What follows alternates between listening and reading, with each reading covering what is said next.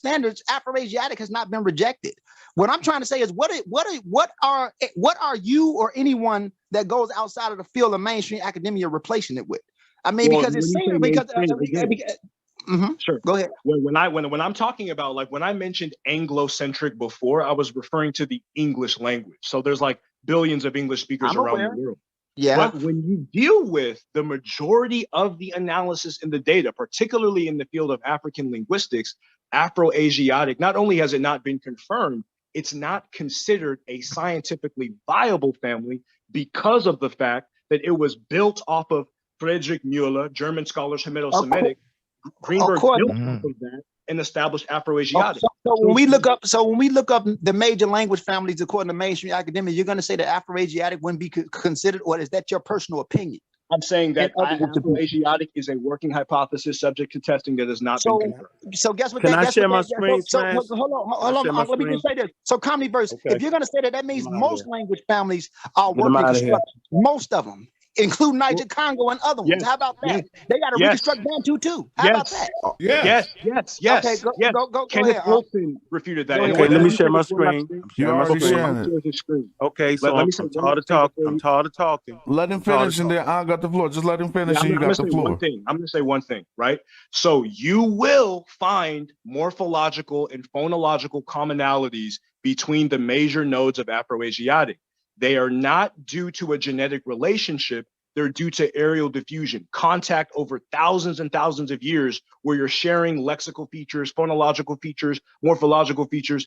That does not mean that they're genetically related. And you are aware of a lot of the terminology, but you know what that means, Comniverse, in the end? You know what that means? That means that you don't know. If we base things off how you're looking at it, you don't even know what the language family is, and they don't know because they, according to you, there's no, you don't not genetically related. But what I'm saying is, you don't know.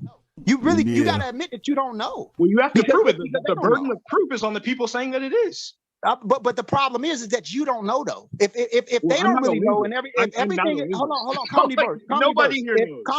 So since nobody knows, there's nothing to talk about because nobody knows. How about that? Here's the thing on the bill. Everybody just donate to Smash. That's I appreciate y'all too. But like I said, it's tribute and love. Now let's keep it popping. All right, what you got for him? You got something for him? So I want you to read this in y'all. So y'all remember everything that brother said. Now I'm gonna bring the sources to counter what he's saying. Simple as that. So what we have here is what? As pseudo killers, Afroasiatic language phylum, mass comparison, historical comparative method, and topological method. This is one of the things that he claimed they did not have, right? So we're going to use one, two, three, four, five sources. We're going to use Afroasiatic languages, African languages as introduction, reading on that. And then you got Discourse, Afro-Asian languages, and then you got Encyclopedia of Hebrew Languages and Linguistics, and then you got an online comparative Egyptian Semitic morphology, right? And so when you come right here, can you read this for me real quick, Smash? The first slide, can you see it? It says the Afroasiatic language phylum. It says, considered a phylum, a group of languages related or believed to be related less closely than those of a family or a stock. The fourth largest in the world, including the 357 living languages spoken by some roughly 300 million speakers, consisting of 6 language families: Berber, Egyptian, Semitic, Chadic, Cushitic, and Omatic. It says you can make it smaller because I'm looking on a kind of big monitor. Oh, well, just so I can see the whole thing. The approach taken in this book is typological rather than historical, taking for granted the existence of the Afroasiatic family as confirmed by comparative historical studies. This is because the number of phenomena in contemporary language can best be explained by the internal structure of the grammatical systems rather than by their origin in the ancestral proto-language. There exists a fair number of studies, chief amongst them, Diakonoff, y'all know Diakonoff. Diakonoff in 1988 that take a historical rather than the typological approach to the selected issues. There you go with the historical comparative method. Was utilized. Yeah, peace, brothers. Brendan in the building. Yeah. So the whole idea. Grab this right here? The whole idea. Well, pull your share down, and I'm gonna pull up my share because I have it right here. Okay. Because I can see it. We can see everything at once on my PC here. All right. Keep in mind, we've dealt with this particular subject over on the Pseudo Killers before, right? And these particular sources, these were shared to us. We reached out to a professor who was a linguist at a major university as a PhD. He's published in several articles, and he's actually gave us this information when we were talking about the validity and just doing some research about the Afroasiatic language phylum, right? So you guys saw this one, talked about that. All right. So again, right, this is where we left off. This whole idea that the Afroasiatic language phylum has not been verified using the historical comparative method. Of course, according to this is Cambridge Press, right? Yes, there are linguists, chief among them Diakonoff, in his work in 1988. This is like a definitive work, actually used the historical comparative method to validate the Afroasiatic, right? So now, in terms of the genetic relationship between the phylum, right, this is something that we've all heard from several linguists in the community. There is no evidence that confirms a genetic relationship between the languages and the phylum. But based on this particular source from Cambridge University, right, you see here, it says evidence for genetic relationships within the phylum. He says the typical evidence for genetic relationships within the phylum includes numerous comparative word lists showing etymologies across the Afroasiatic phylums or families. Some of these lists propose sound correspondences, while others simply provide the presumed cognates. Chief amongst the comparisons, Marcel Cohen, right? You got Greenberg, Hodge, you've got Christopher Eric in here. There's several different linguists that are referenced that actually do the historical comparative method, actually establishing that genetic relationship.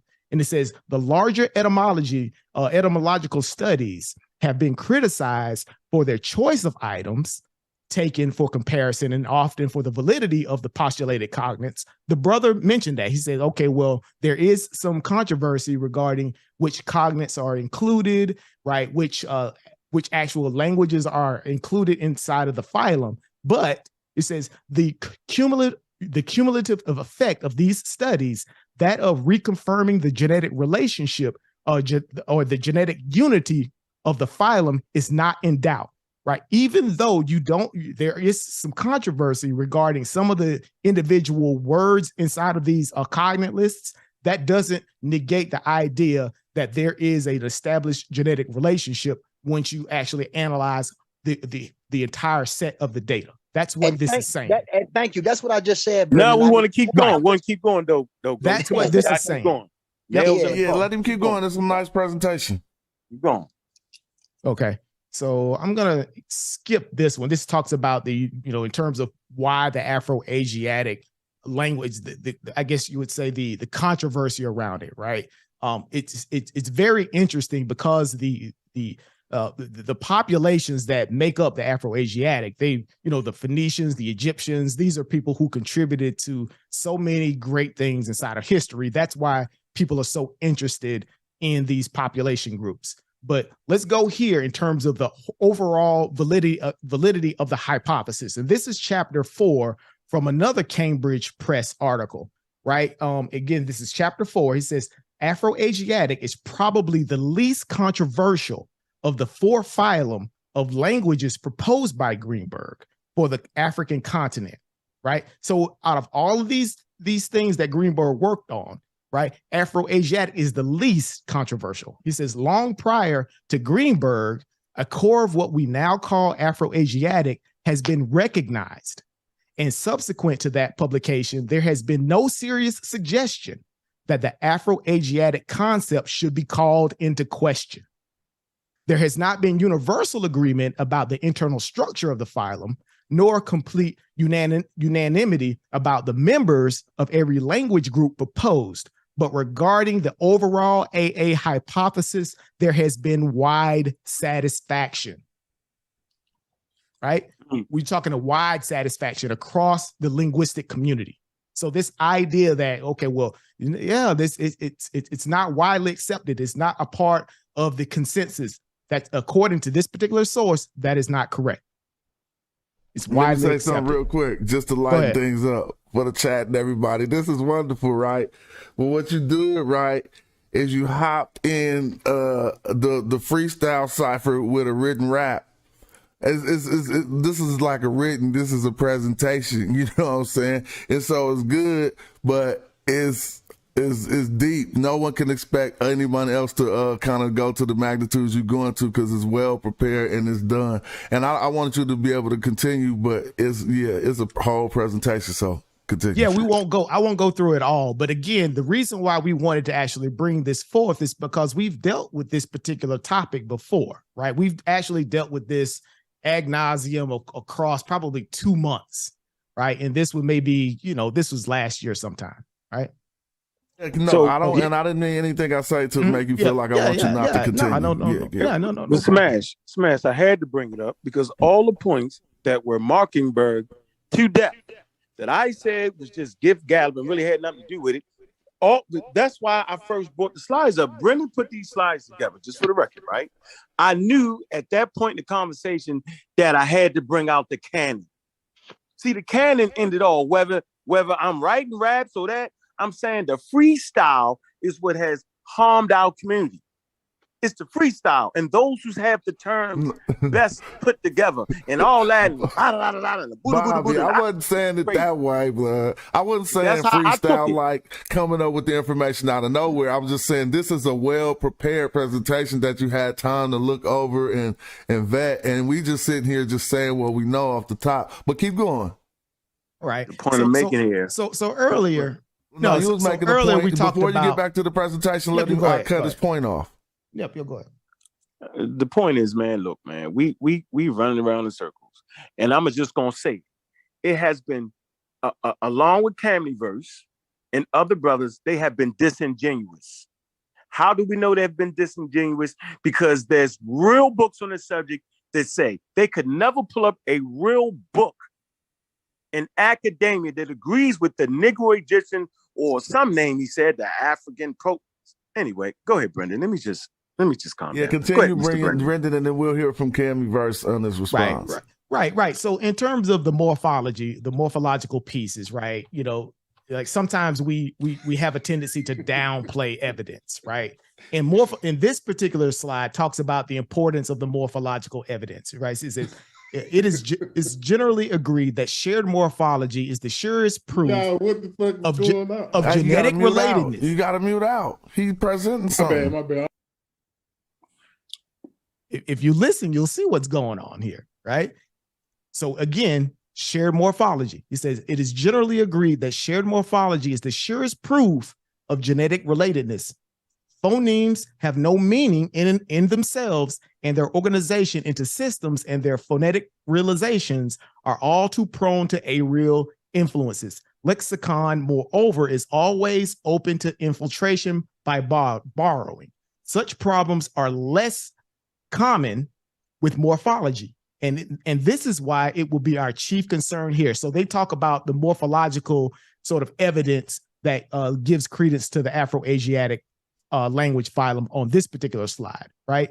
And again, I think the brother, I forgot what his name, he does, he gives credence to the morphological evidence, but this is just a bulleted list in terms of all the morphological evidence that supports the Afroasiatic language phylum here, right? So the personal pronouns, case markers, conjugational verbs, all these things actually give credence to the validity of the phylum, right?